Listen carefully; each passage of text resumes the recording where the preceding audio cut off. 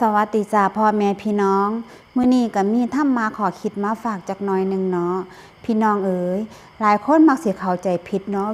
ว่าเฒ่ามาแล้วเจ้าของสิสบายบ่แม่นดอกพี่น้องความเป็นจริงแล้วมันมีแต่ความทุกข์ท่าเฮาอยู่ทั้งหน้าตลอดเส้นทางระหว่างที่เฮาสิย่างฮอดจุดหมายปลายทางมีแต่ความทุกข์ท่าอยู่ทั้งนั้นเลยเด้อพี่น้องทุกข์ย้อนหยัง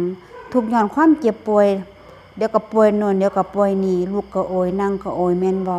ในเมื่อเฮาเห็นแบบนี้แล้วเฮาคือบ่หาทางให้เจ้าของพ้นทุกข์สิบ่ได้กลับมาเกิดอีกหรือว่ายังอยากกลับมาเกิดกันอีกอยู่บ่